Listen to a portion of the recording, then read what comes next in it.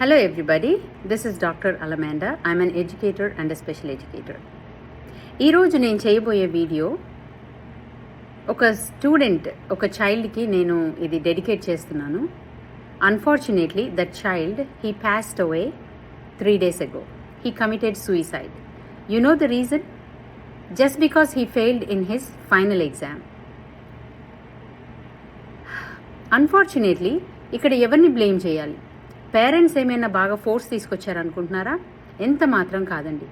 ఆ పేరెంట్స్ చాలా calm going parents. ఎప్పుడు కూడా వాళ్ళ చైల్డ్ మీద ప్రెషర్ తీసుకురాలేదు. మాకు గోల్డ్ మెడల్ తీసుకురావాలి, నువ్వు ఫస్ట్ క్లాస్ రావాలి, నీకు ఎంత చదవాలని ఉంటే అంత చదువు, నీకు కష్టంగా ఉంటే నువ్వు మానేయి అనే చెప్పుకొచ్చారు. కానీ ఇక్కడ ఎవరిని మనము బ్లేమ్ చేయాల్సి వస్తుంది? మెయిన్గా చూస్తే మనము 2 విషయాల మీద మనం ఇక్కడ బ్లేమ్ చేయాల్సి వస్తుంది. Who are the culprits? 2 reasons. One thing, our academic system, education system in our country. And then second is societal worship. Yes. Education system మన దగ్గర ఎలా ఉందంటే త్రూఅవుట్ ద ఇయర్ చదివిందంతా కూడా ఒక 2 hours రాసే ఎగ్జామ్లో డిసైడ్ చేయబడుతుంది.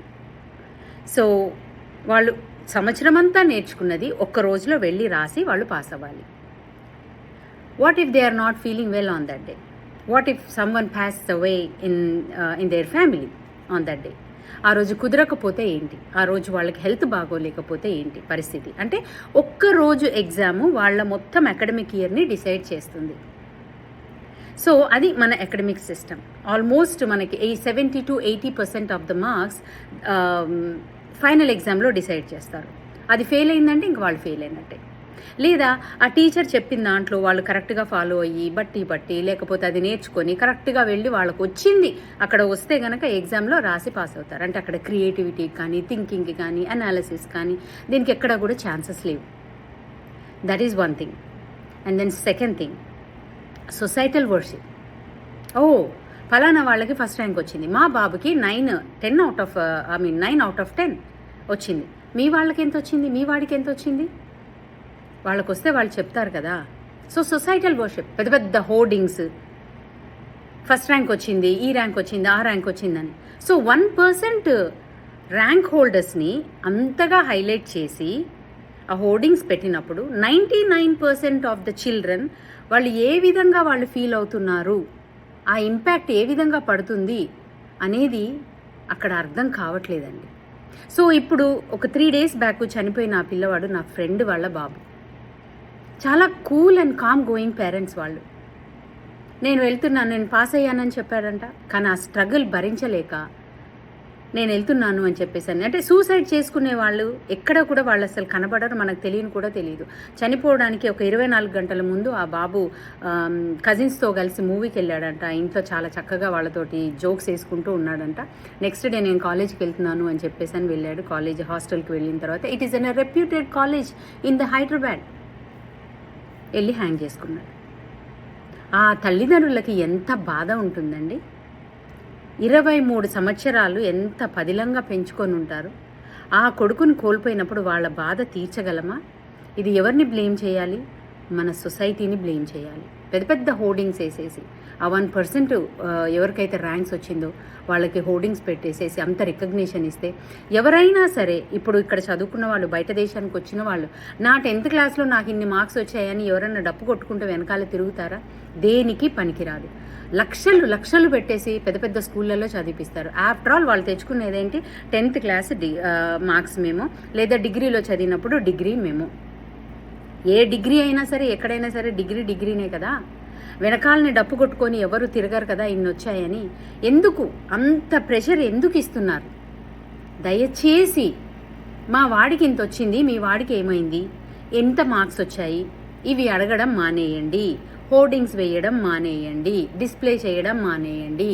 IAS, IPS ఆఫ్టర్ ఆల్ ఎన్ని ఉంటాయండి? అవి మేబీ ఒక ఇయర్కి కలిపితే 300 to 400 ఉండవు. ఆ 300 to 400 ఉండని వాళ్ళకి మన దేశ జనాభాతో పోలిస్తే ఎంతమంది చదివి ప్రిపేర్ అవ్వాలి, ఎంతమందికి రావాలి? అంటే it is just a lottery ticket. వచ్చిన వాళ్ళందరూ చాలా తెలివిమంతుల్లాగా ప్రదర్శించబడుతున్నారు. అంటే రాని వాళ్ళందరూ తెలివిమంతులు కాదా? ఈ సిస్టమ్ని మనం ఆపేయాలి. ఈ సిస్టమ్ ఆపేసినప్పుడే ఇలాంటి ప్రాణాలు అనేవి పోకుండా ఉంటాయి. మార్క్స్ మళ్ళీ తీసుకొని రావచ్చు. ఎడ్యుకేషన్ సిస్టమ్ ఎలా ఉంది అని అంటే ఆ ఒక్క 2 అవర్స్ ఎగ్జామ్లోనే లేదా 3 అవర్స్ ఎగ్జామ్లోనే వాళ్ళ లైఫ్ డిసైడ్ చేయబడుతుంది. అంటే ఫెయిల్ అయిన వాళ్ళకి అట్లీస్ట్ మళ్ళీ ఇమ్మీడియట్గా సెకండ్ ఛాన్స్ ఇచ్చి వాళ్ళకి మళ్ళీ మీరు రాయండి అనే ఛాన్స్ కల్పిస్తే అట్లీస్ట్ వాళ్ళు ఇలాంటివి జరగకుండా మనం చూసుకోవచ్చు.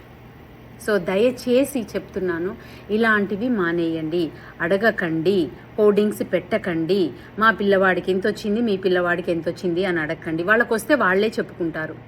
డిగ్రీ అనేది లైఫ్ కాదు, 10th క్లాస్ అనేది లైఫ్ కాదు, just marks. And that to మన ఎడ్యుకేషన్ సిస్టమ్ ఎలా ఉంది అని అంటే ఒక మార్క్సే ఇంకా డిసైడ్ చేసేస్తుంది వాడు క్లవరా కాదా అని చెప్పేసానని. మేము చదువుకున్న రోజుల్లో టీచర్ ఇచ్చిన క్వశ్చన్ ఆన్సర్ ఎవరైతే బాగా బట్టి రాస్తారో వాళ్ళు క్లవర్స్, వాళ్ళే క్లాస్ లీడర్స్. క్రియేటివిటీకి కానీ, అప్లికేషన్ కానీ, అనాలిసిస్ కానీ, సింథసిస్ కానీ ప్లేసే లేదు మాకు. అంటే అలా ఉంది అనమాట ఎడ్యుకేషన్ సిస్టమ్. ఇప్పుడు కొంచెం అప్లికేషన్ మెథడ్ అనేది మొదలైంది, సంతోషం. కానీ ఇంకా మన ఎడ్యుకేషన్ సిస్టమ్ అనేది మారాలి. త్రూ అవుట్ ద ఇయర్ వాళ్ళకి అసైన్మెంట్లు కానీ, ప్రాజెక్ట్స్ కానీ, ఇంకా యాక్టివిటీస్ కానీ వీటన్నిటికి కూడా మార్క్స్ ఉండాలి. వీటన్నిటికి కూడా through out the year. Advanced కంట్రీస్లో ఎలా ఉంటుందని అంటే ఫ్రమ్ ద డే 1 వాళ్ళు స్కూల్కి వచ్చిన దగ్గర నుంచి మార్క్స్ వెయిటేజ్ అనేది ఉంటుంది. సో ఫైనల్ ఎగ్జామ్కి ఎంత ఉంటుందో తెలుసా? Just 10 to 15%, that's it. అంటే ముందే వాళ్ళకి తెలిసిపోతుంది అనమాట. అలా ఉంటే వాళ్ళకి మోటివేషన్ ఉంటుంది. ఓకే, ఈ అసైన్మెంట్లో నాకు ఈ క్వార్టర్లో, అంటే మనకి 1 ఇయర్లో 2 సెమిస్టర్స్ ఉంటాయి, 2 సెమిస్టర్స్లో 4 క్వార్టర్స్ ఉంటాయి. ఓకే, క్వార్టర్ 1లో నాకు ఇంత వచ్చింది, ఓకే ఈ అసైన్మెంట్స్కి ఇంత వచ్చింది, క్వార్టర్ 2లో నేను ఇంత తెచ్చుకుంటే నేను ఇంత స్కోర్ చేయగలను. సో వాళ్ళకి ఎంకరేజ్మెంట్ ఉంటుంది, మోటివేషన్ ఉంటుంది, సెల్ఫ్ మోటివేషన్ వస్తుంది. ఇలాంటి సిస్టమ్ అనేది ఖచ్చితంగా మనం తీసుకొని రావాలి. మన దగ్గర ఉన్న అకాడమిక్ కల్చర్ అనేది చేంజ్ అవ్వాలి. And at the same time societal worship అనేది చేంజ్ అవ్వాలి. ఫలానా వాళ్ళకి ఫలానా వాళ్ళు డాక్టరు, ఫలానా వాళ్ళు ఇంజనీరు, ఫలానా వాళ్ళు IAS అయ్యారు, ఫలానా వాళ్ళకి గ్రూప్ 1 వచ్చింది, వాళ్ళు మాత్రమే కాదండి, బోల్డ్ అంతమంది ఉన్నారు. నన్ను అడిగితే ఎవ్రీ చైల్డ్ క్యాన్ లెర్న్. ప్రతి విద్యార్థి కూడా నేర్చుకోగలడు. అంటే వాడికి అర్థమయ్యే విధంలో మనం చెప్పితే వాడు ఖచ్చితంగా మనం నేర్చుకోగలడు. ఒక 2 అవర్స్ ఎగ్జామ్లో వాడి లైఫ్ను మనము డిసైడ్ చేయకూడదు. ఇలాంటి సూయిసైడ్స్ మన రీసెంట్ స్టడీస్, మన ఇండియాలో జరిగిన రీసెంట్ స్టడీస్లో every year 13,000 students they are committing suicide. ఏది రిజల్ట్స్ వచ్చిన తర్వాత.